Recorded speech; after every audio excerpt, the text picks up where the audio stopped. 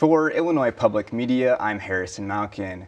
Today I'm doing the fifth of a series of sit-down interviews of Congress members and congressional candidates ahead of the November general election. For this show on Friday, September 23rd, I'm speaking with Republican candidate Thomas Lynch. He's running for office in the 2nd Congressional District against longtime Democratic Congresswoman Robin Kelly. Thomas Lynch is here with me in the studios at Illinois Public Media in Urbana-Champaign. Thomas, thanks so much for joining us. Absolutely.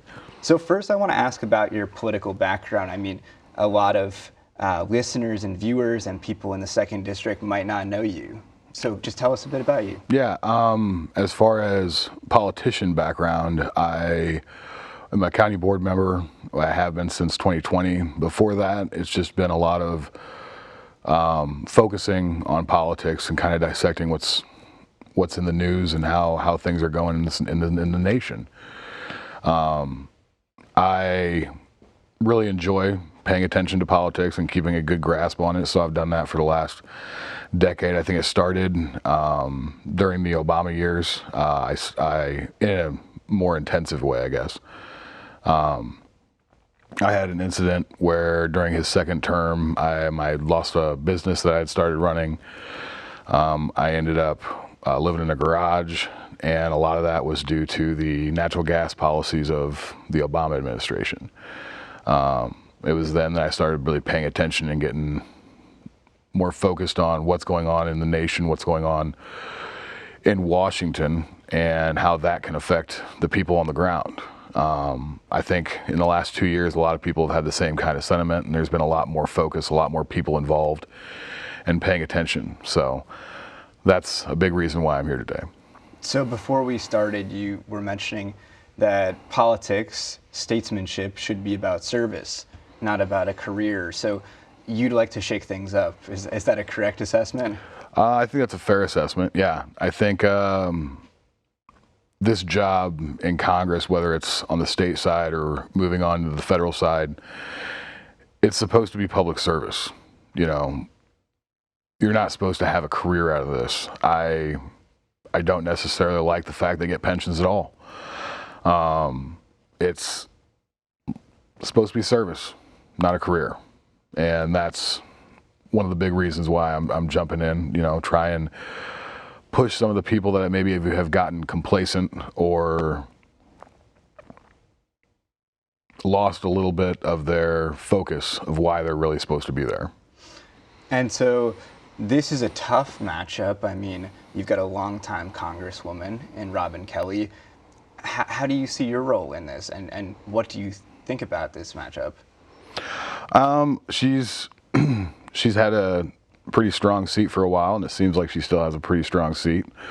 We'll see when it comes to November how the people feel. I've been in the South Side, and I've been in the rural areas, like asking the people what they care about, and in honesty, it's not very much of what they're doing in Washington.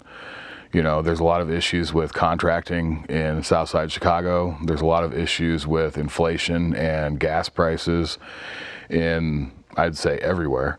But especially in the farming community, that's a huge issue. Our supply chains breaking down and not having a recourse for getting chemicals or natural gas or fuel to these farmers is a huge issue. And I don't see a lot of effort coming out of Washington on how to fix those issues. So that's why I'm here. Try and push the things that the people actually care about and a lot less of what the ideologies actually care about. This is also a newly redrawn district, so as you were touching on, it touches parts of Chicago and then it stretches down to Danville and other parts of Vermilion County. So what do you think connects the district, and do you think there's more in common than some people think between the Chicago area and downstate? I do. I think there's a huge connection. There's some things I've learned in Southside Chicago that surprised me. A lot of people have very similar beliefs on guns, and they want easier legal access to firearms to protect themselves. I think that's a reasonable ask, and that's something that people down here, we've always cared about the Second Amendment and keeping that sovereign, or keeping that safe. Other issues, obviously inflation and fuel prices are huge. It doesn't matter where you live.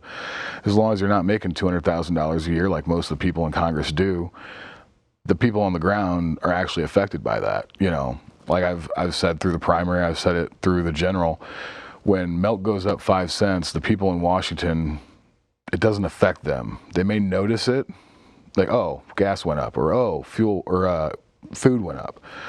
But it doesn't actually hit their pocketbook. It doesn't affect a person making $200,000 a year when groceries and gas goes up a little bit. Maybe they can't go to the club one night a week. But on the ground, people skip meals, you know? People can't feed their families. And to have a government that thinks it's reasonable during the highest inflation we've seen in 40 years to authorize $1 trillion in spending in 30 days, to do what? Combat climate change? Help bring renewable energy in? None of that's a bad idea, but it's the wrong time. We need to be focusing on our inflation issues. You have a fresh perspective, and I'm curious if the National Republican Party has been supportive of your candidacy. Sure. I mean, I don't think they've been unsupportive. I haven't had a whole lot of contact with them, but they're busy in a lot of other races, so I'm sure they know where to stick their nose and where they're needed.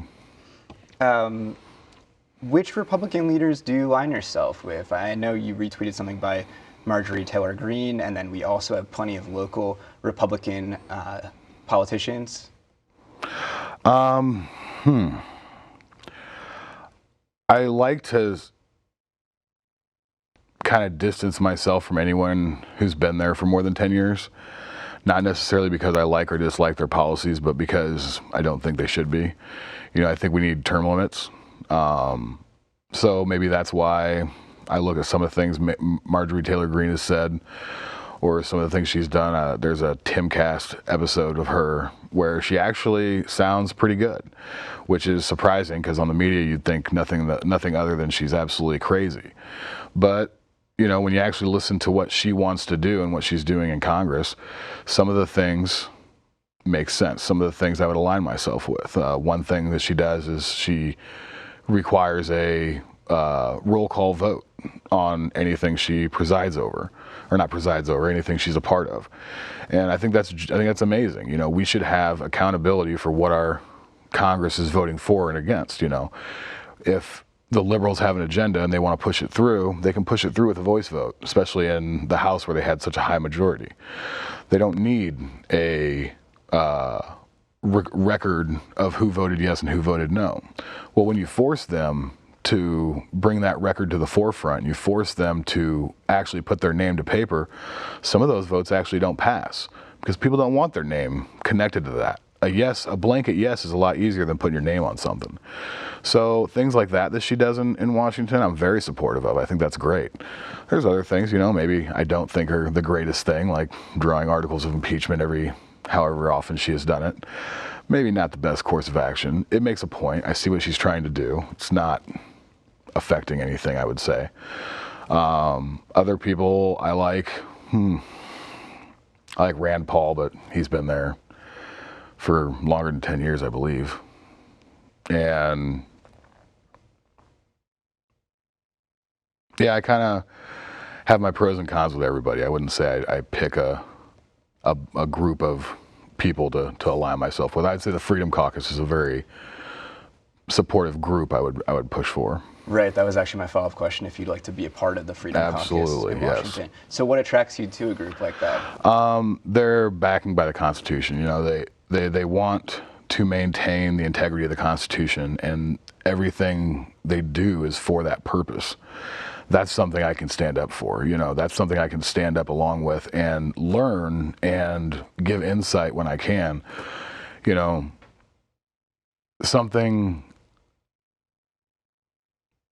when you're breaking down some of these laws on how they're going to affect the Constitution and you're voting in a way that kind of binds you to the Constitution and then you have a group of people that you can discuss with and talk about how that's going to affect the Constitution. That's a group I can get behind 100%. This is a bit of a transition, but the House Freedom Caucus has tended to be a bit skeptical of the 2020 presidential election. And I'm curious if you think it was a fair and free election. Do you think Joe Biden was the winner? I think the election was certified, and beyond that, there is no other recourse after the certification. There is no undoing of a presidential election. He's the president. That's the end of it. Do I think it's wrong to question presidential elections? I don't. I think it's probably one of the most important things we can do. In 2016, there was a whole group of Democrats who did the same thing with Trump because of the whole Russia collusion conspiracy. I think the Republicans doing the same thing with Biden under the way the campaign was ran and how it was looking, it was wild that he blew such a lead right at the end. I don't think that constitutes destroying our nation over it, but I think it's definitely something we need to ask questions about, and I don't think the questions they've asked or the prying they've done is wrong. I mean, we have this country and it's based on free speech, right? If you have the apparatus or the ability to push to make sure you have all of the answers 100%, I don't think that's a bad thing. Do you think you would have voted to certify the election results? I mean, coming from Illinois, yeah. I mean, that's, yeah. Gotcha. On economic issues, you were speaking a bit before about how inflation is taking such a toll on friends, neighbors, etc. Wages as well aren't keeping up. What would you do in Congress to really change the course? Something that worked really well in raising wages was Trump's tax cuts. People like to say like trickle-down economics doesn't work, right? I don't think it's a works or doesn't work issue. It's how you lay the groundwork out. The way Trump did it, it did work because wages were rising at the highest rate they ever had right before the pandemic.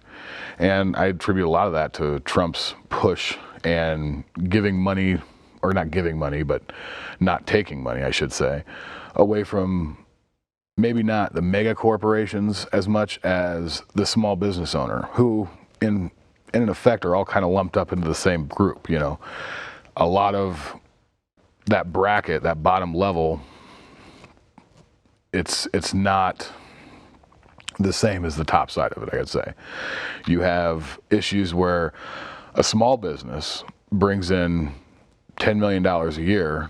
Even if they profit $10 million a year, 90% of that's going to go back into the business. A lot of that money is going to go back into the business.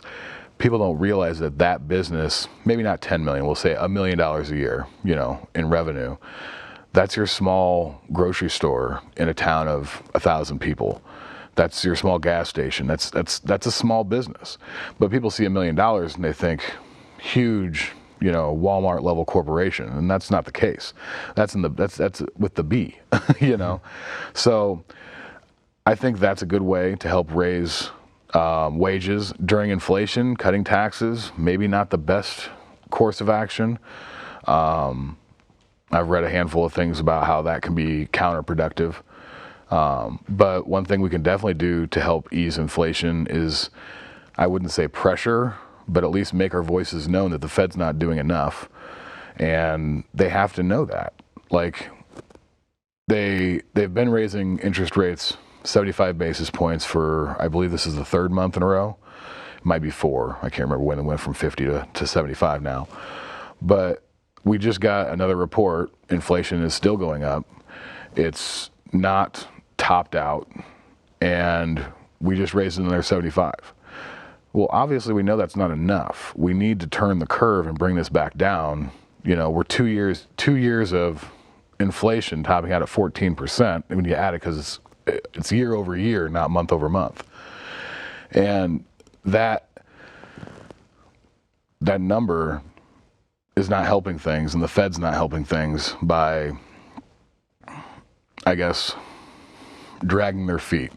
They know that raising interest rates on a higher level is going to extremely negatively affect the economy. But at this point, dragging our feet and not doing it is hurting the people on the bottom more longer. You know, it's almost like a Band-Aid situation now, where we're in a recession now. We're going to go into a more severe recession if things don't get turned around. We just need to turn the curve, and the Fed's not doing that. Another thing we can do with inflation is kind of stop spending money we don't need to spend. You know, I mentioned the $1 trillion in spending authorized in August for the Inflation Reduction Act and the CHIPS bill. The CHIPS bill, to me, is almost a zero-sum game, because we just announced to the world that we're going to invest $56 billion, I think it was, into chips manufacturing in the States. That gives China 3 years before we actually get that rolling, because things move slow here. So it gives them 3 years to come up with a factory. They built massive hospitals, maybe not to our standards, but they built massive hospitals in weeks, months during COVID. They can get a chips manufacturing thing done real quick, real fast, and totally undercut all the money we were about to spend on that. The Inflation Reduction Act bill, which does nothing to lower inflation, pushes huge sums of money into renewable energy. Again, not a bad thing, just not the right time, and maybe not the way they did it. So, it seems like the people in Washington are disconnected from the people on the ground, and what they're doing is counterproductive to what is going to hurt, to what is going to help the people that need it the most. So to focus on your first point, cutting taxes, in your opinion, would attract industry to the state and to other areas of the country, and also just benefit individuals. Is that a correct assessment? Yes. When you look across the district, what are some areas that you'd like to focus on economically? Regulation. I think we are, bureaucracies have way too much power, and they kind of need to be reined in a little bit. Right now, I'm a meat and poultry inspector. So through the USDA and the Illinois Department of Agriculture, I see a lot of regulation come through, and how it affects the business owner. A lot of those regulations are written for the small business owner that does, we'll say, 10 beef a week, compared to a Tyson plant that does 1,400 a day.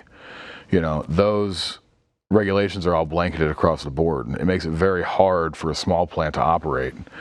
And I don't think there's a lot of attention taken to that toll.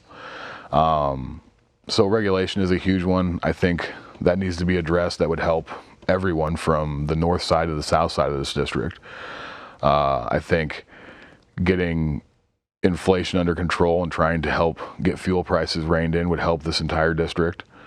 And I think just having a fresh face in Washington who isn't just going to run the motions with their party and is actually going to try and help the people of their district is a big help to the district. You know, I've said a couple times, you know, I'm trying to be a representative, not a politician. And I think if more people in Washington were representatives and not politicians, they'd be able to get a lot more done, and a lot more would get done that would help the people on the bottom. You just said that you're a meat and poultry inspector. Would you say it's foundational to your understanding of rural and farming issues? And maybe, you know, what are some issues that you see in the farming community? I wouldn't say it's foundational. I was raised in a farming community. I raised livestock when I was younger. We always lived in town, but there was farmers outside of town that would let us keep our animals there and stuff. But I think big issues in the farming side is the fuel prices. Energy prices going up is huge. You know, people don't think about the amount of electricity that a farm goes through. You know, we've heard rumors that there's going to be rolling blackouts, right? What that could do to a farm is untold. You know, you have bens that are running almost all the time, especially this time of year, trying to dry grain.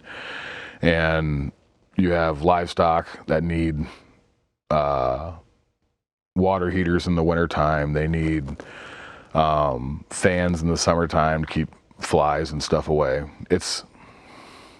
There's definitely an issue when our energy production and our fuel prices start spiking. It affects everything, and it's going to continue to affect everything until it starts to go back down. The idea of rolling blackouts is also something I've heard being on the campaign trail. How would you prevent that? What do you do? I mean, I don't think it's so much something we can prevent, now. Maybe redirecting it to areas that don't. Well, that's not a good answer either, because no matter where you force it, it's gonna hurt somebody. But I think it's a big indicator of the neglect that our career politicians have placed on infrastructure needs that are pretty important. We're pushing very hard to be this green electric car producing and electric car using economy. But at the same time, we don't have an electric grid that can handle it. Just in my town, we've installed a handful, or not me, but friends of mine who are electricians have installed Tesla chargers and I think Chevy chargers was the other one that was getting put in. And, that's a huge pull on an electric system that's not necessarily ready for it. Something we hear a lot about in Central Illinois is ethanol. Are you supportive of that industry and perhaps like the blends that do occur in ethanol? Yeah, I think ethanol's it's great for the farmers. It gives them almost an entire new commodity to be able to sell that otherwise just got tilled into the ground. Excuse me. And what it does for fuel prices is nice as well. Yeah. Before, you sounded both supportive of climate change measures, but skeptical of if this is the right time. How would you describe the impact of climate change on us, and why don't you think now is the right time to act? Yeah, so I'm not a doomsday scenario kind of guy. I think it's pretty obvious, to me at least, that green renewable energy is the future. Whether we're there or not yet is the question I ask. I don't think we're going to be losing life and limb in 12 years. I think there's time to fix what we have done. I don't think what we have done is necessarily a zero-sum game. I feel like the left is trying to push us to do these things now, because if we don't do it now, everything's going to collapse in 10 years. And if you look back on climate policy, that's kind of the sentiment every 10 years.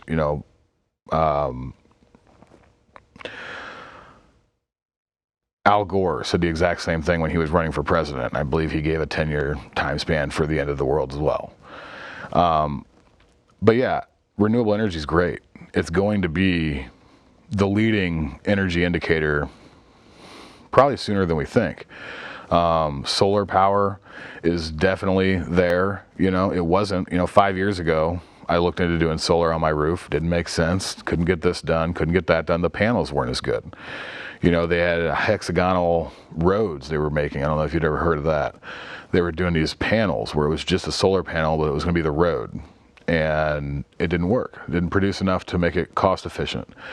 In the last year and a half, there's been incredible advancements in solar technology that have made it to where solar's there. It's potentially a game changer for energy production. Wind power, not quite. It's getting there. It gets better every year. That's kind of how I think we need to approach these things. Put some money into them. Try and push them for innovation, not so much. I would say push for innovation instead of implementation. And keep that going until they are cost-effective ways to reduce the amount of fossil fuels we're using, just because it makes sense. You know, why use fossil fuels if we have an alternate that is just as good? But that's the problem. They're not just as good right now. And that's kind of my thing. That's one reason why I don't think now is the time. Another reason is we don't have the money. We don't have the money to be pushing these initiatives that we're spending money for a future that either isn't going to exist because we don't spend the money, or isn't going to exist because the money's not going to be there when we need it.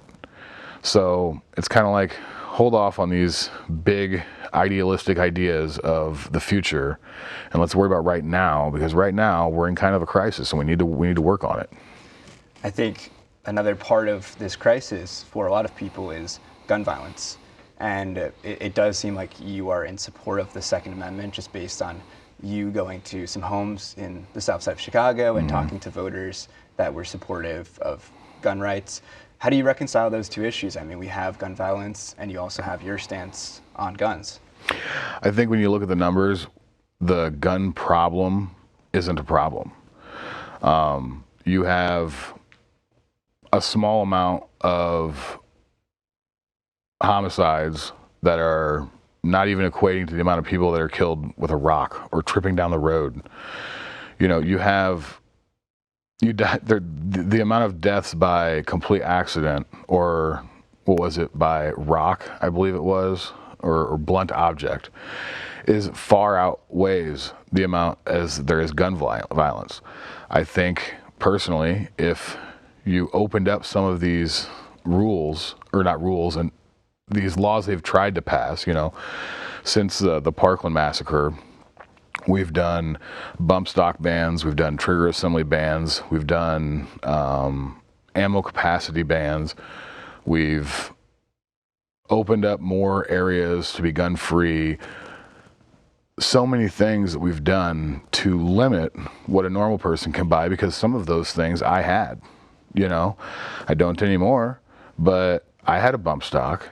I had a trigger crank. They were fun. They're not accurate. In all reality, a semi-automatic weapon is way more accurate than an automatic weapon anyways. That's why the military gives out semi-automatic weapons to marksmen.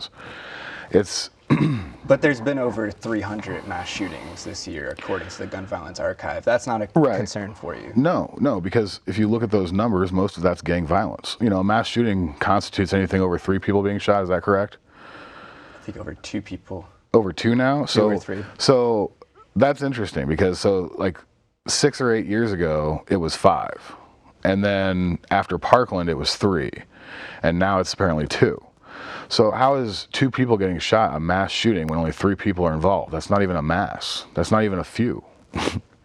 I feel like... But gang violence, I mean, lives are important, right? Absolutely, but gang violence... You said it's just gang violence. Well, when I say that, I'm not saying that gang violence is excused. I'm saying that gang violence doesn't matter for the gun debate. Gang violence is going to happen whether we have 0 guns or not. They're going to get guns somehow. You know, the criminals don't pay attention to your gun laws. They never have. They're not going to start now. Just over the weekend, there was a truck drove into a gun store and tried to steal a bunch of guns. Luckily, the guy who owned the store, all the guns were locked in the safe, as he is supposed to do. And they weren't able to get any of them. None of that's legal. That's going to happen anyways. If they're not doing it there, they'll do it at a police station. If you don't think they will, go to Seattle and see they tried to burn down a police station. They don't care. Criminals are going to do what they're going to do, regardless of what the laws say on the books. So giving legal citizens and the regular everyday man who likes to follow the law the easiest access that you can to a firearm helps them protect themselves, because criminals are weak people. They don't like confrontation. They don't pick a guy like me to mug in the alleyway, you know? They pick a small person. They target weak people, not necessarily morally or anything, but what they consider weak in that moment, you know? In Chicago, we have a massive gun violence problem. And I don't think it's as much a problem with the guns as it is the laws that make it so hard for the everyday citizen to get a hold of one. You know, now you have an entire population where every criminal basically knows nobody here's armed, because it's impossible to get a gun. and they just run rampant.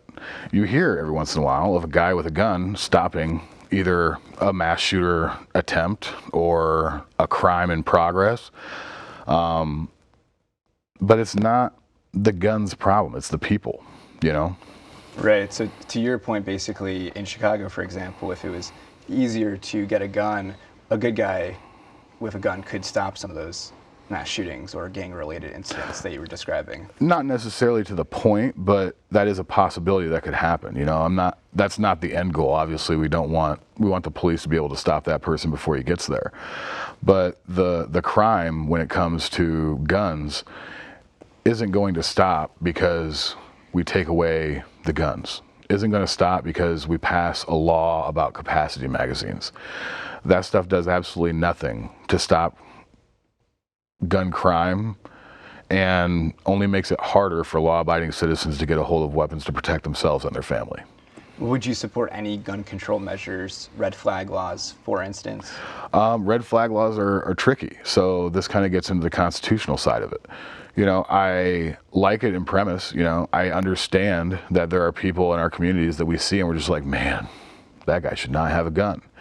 And that's for the police to try and figure out and work that out. When we give the citizens the ability to turn someone in and then have the government confiscate that man's guns or woman's guns without a recourse, without a trial, without any crime being committed, that kind of breaks the Constitution a little bit. You know, it's technically an unlawful search and seizure. So if we're allowing that, I have a problem with that. You know, it's a slippery slope. There needs to be something. You need to find a way to protect people, but that's not something that I'm okay with in the way they're written currently. One last thing I do want to talk about before I let you go is abortion and abortion rights. Would you be supportive of Senator Lindsey Graham's ban on abortion after 15 weeks? Absolutely not. That's ridiculous. I'm not a huge Lindsey Graham supporter. I never have been. I think he is the definition of a career politician who needs to give it up. And I make that point to him because he's a Republican and doesn't seem like, you know, I'm attacking the other side. I use him for that example because I think it's on both sides that we need to start pulling some of these career politicians out. So do you feel you have a libertarian type of stance on abortion? Not necessarily. I'm not a huge fan of it. I'm never going to get one, right? I wouldn't enjoy if a woman I was with wanted one. It's not something I support, but the Supreme Court was pretty clear. This is for the people to decide in their home states, and to me, that gives the most voting power to each individual citizen. And to me, that's more important than what I think. So that felt like a constitutional evaluation from the Supreme Court when Roe v. Wade was overturned. Yeah, I don't know if it was a constitutional evaluation, but their ruling itself was enough for me to say, okay, this is for the states to decide, and I'm not going to stand in the way of that. And I think that's the best course of action because, again, it gives the people the most voting power. One thing I've asked some other candidates is, are you worried that there will be medical emergencies because of the strictness of abortion laws in certain states? So I see abortion as an ebb and flow. You know, we initially saw a lot of your liberal states pushing things like full all the way to term abortions, and you had some governors in Virginia, Northam I believe it was, said some crazy things about the mother and the doctor talking about what to do with the baby after it was born, and I think those things kind of started happening in other states, not that particular scenario. I mean, those laws started getting passed in certain states, and then you saw the right go the opposite way in their states and go extreme bans, right? And now the Supreme Court has stepped in and opened up the conversation a little more. I feel like eventually they're going to fall on a common ground somewhere in the middle. 12, 16 weeks, some exemptions, medical exemptions. stuff like that. I think that's where the conversation's going to go. I think that's the right course. I think there needs to be exemptions. The government should never have full stop authority over, personally, I don't think very many things at all. But this is one of those issues where there are gray areas that need to be discussed. And it doesn't matter whether you're opposed to it or whether you support it, but they need to be fleshed out, and you need to kind of be human and see where some of these issues could arise. Medical exemptions is probably the biggest one. Rape and incest are also huge issues. Heartbeat bills make it so hard to, some people don't even know they're pregnant. I think those are things that need to be discussed, and I think they will be. I want to close with your elevator pitch to voters in the 2nd District. Why should they vote for you? I'm just a regular guy. I decided to run for Congress because the people in Washington quit listening to the regular American. It's evident in their policy. It's evident in what they've done during one of the biggest economic crises we've ever seen, happening right before our eyes. I'm here trying to get your vote because regular people need to start representing Washington, because Washington quit listening to regular people a long time ago. Thomas, thank you so much for sitting down with me. Absolutely. For Illinois Public Media, I'm Harrison Malkin.